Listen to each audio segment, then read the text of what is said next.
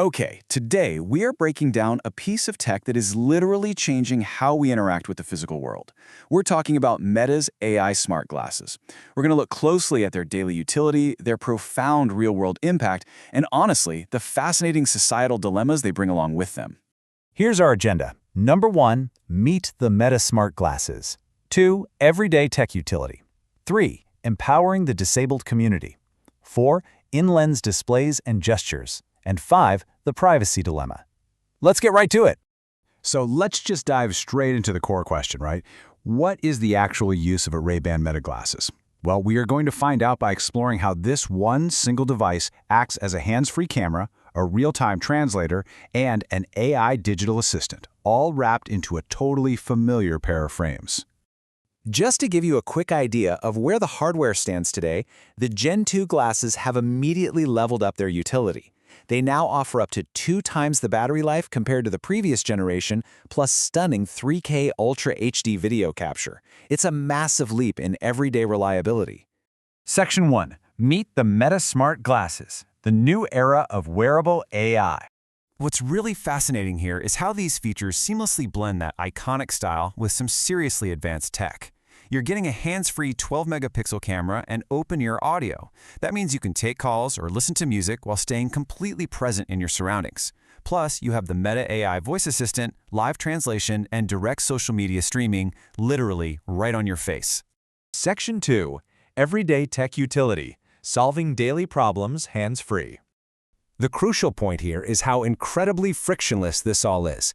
Say you want to set up real-time translation for languages like Spanish, French, or Italian. It takes just a few quick steps on your phone. You can even download language packs for offline use. Once it's all set up, a simple voice command, "Hey Meta, start live translation," instantly turns your glasses into a real-time interpreter. You can also use the AI visual identification feature.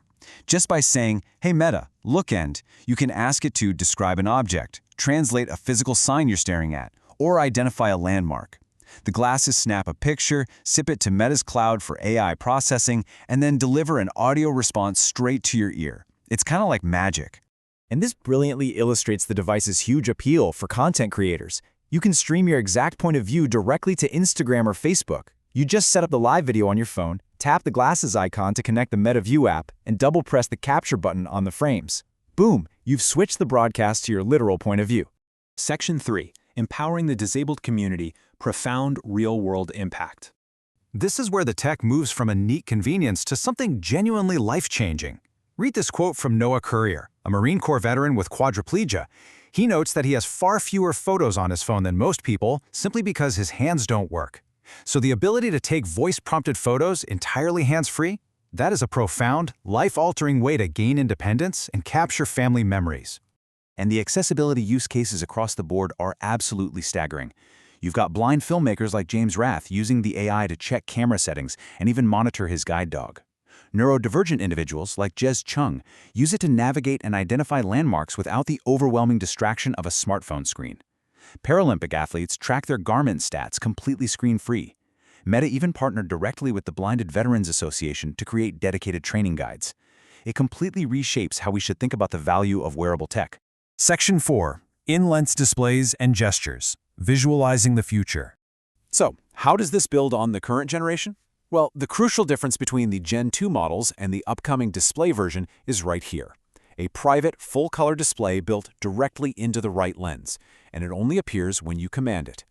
This new lens display adds a whole new dimension of utility. Users are going to be able to privately read live captions during conversations in a noisy room, see turn-by-turn walking maps overlaid right onto their environment, or even get step-by-step visual guidance for complex tasks, all without ever looking down at a screen. But here's the catch. How do you control a display without shouting voice commands in public? Enter the Meta Neural Band. This is a wrist-worn device that uses EMG sensors to detect super subtle muscle signals in your wrist. It basically lets you silently scroll through information and interact with your glasses using highly intuitive, nearly invisible hand gestures. Section 5. The Privacy Dilemma, a Cross-Cultural Perspective. As this tech becomes completely unobtrusive, we have to impartially examine the societal concerns.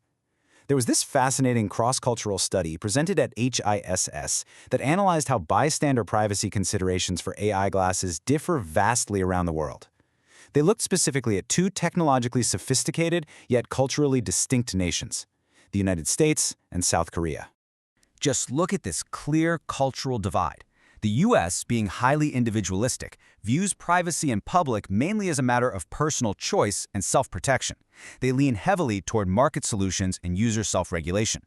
Conversely, collectivist South Korea views privacy as a matter of collective social harmony, and they overwhelmingly support strict legal restrictions and explicit consent for recording. And this perfectly illustrates how these cultural views impact the actual tech.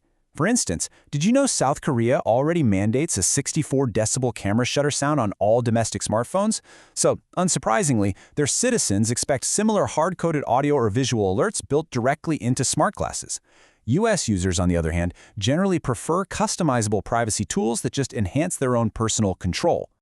The study also revealed a pretty surprising age dynamic. While older adults in the US express the highest privacy concerns and support for regulation, in South Korea, get this, it is actually the younger generation that is most worried about their privacy when it comes to these unobtrusive devices.